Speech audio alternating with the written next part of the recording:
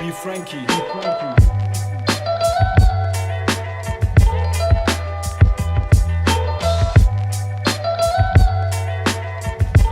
I am Talisa J. Carter. And you can call me Dr. Carter. That's what I go by on campus. I'm an assistant professor in the Justice, Law, and Criminology Department in the School of Public Affairs.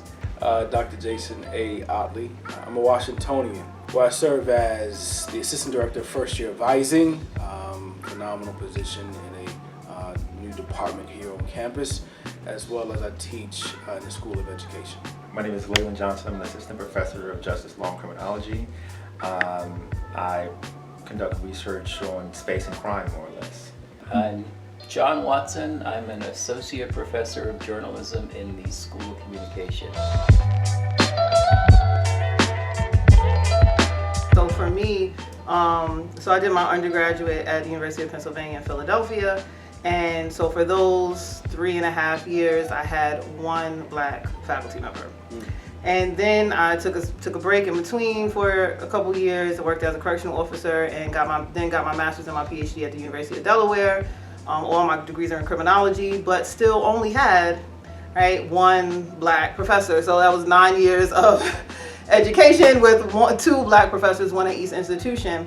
So when I realized kind of what was going on in grad school, I was already in grad school, and I said, if I am smart enough, which that was a gimme, right? If I'm smart enough to land at a school like Penn, I can be somebody's one black professor.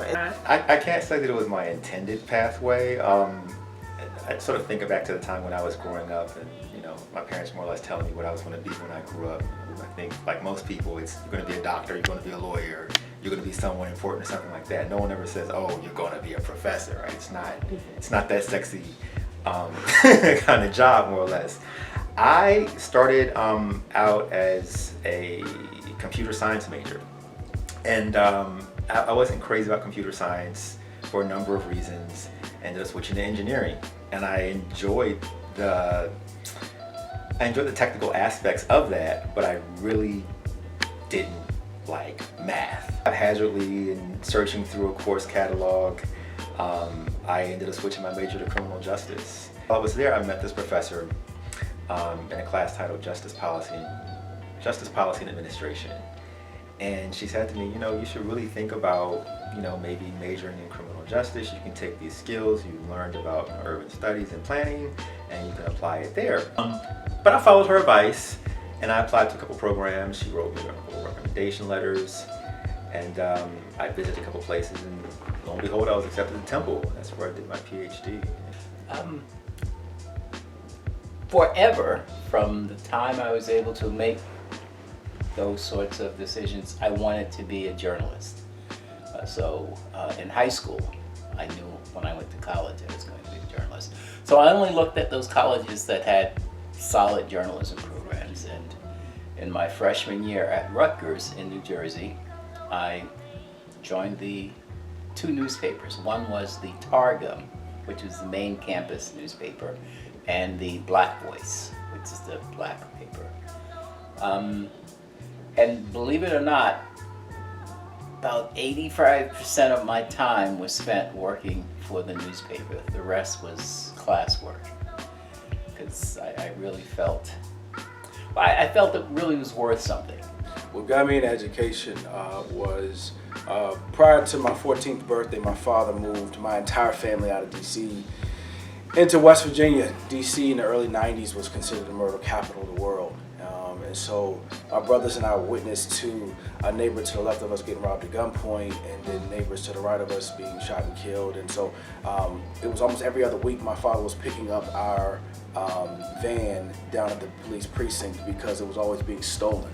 And so in those early 90s, we just got out of Dodge, got out of DC into West Virginia.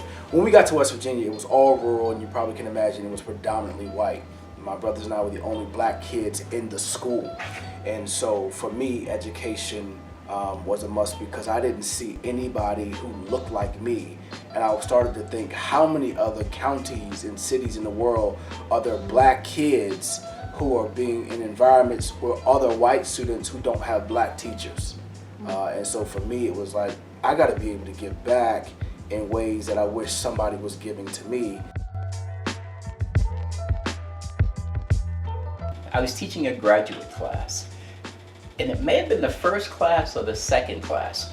And generally, every professor uses that first class to just get to know the students, where you're from, and you would tell them something about yourself, right? So I started off asking, where you're from, yada, yada, yada.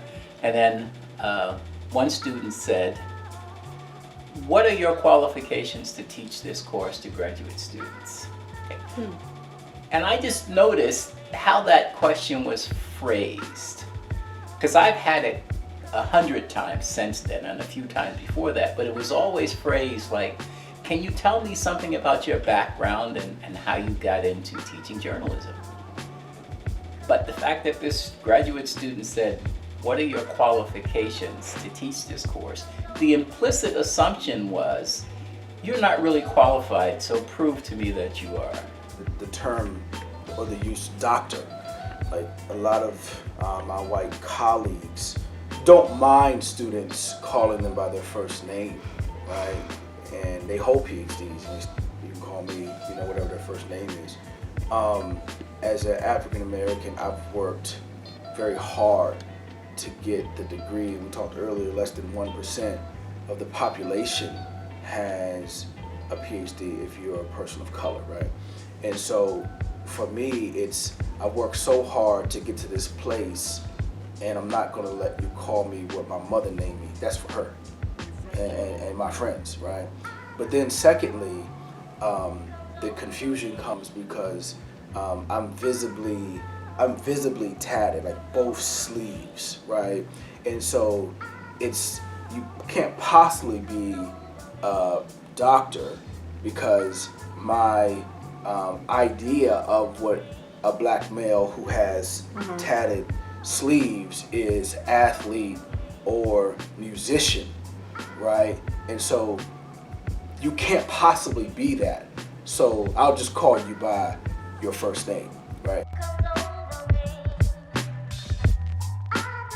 General goals, I just see, and when I see a need that appeals to me, a need that I feel I need to work on, I do it.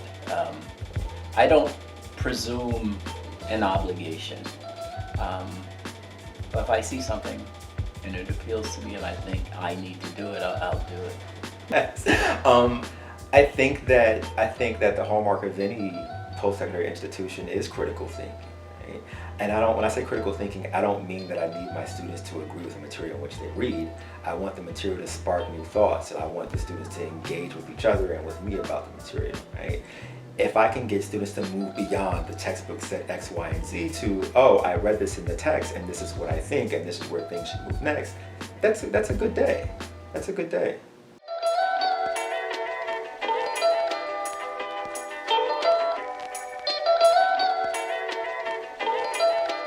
Be Frankie.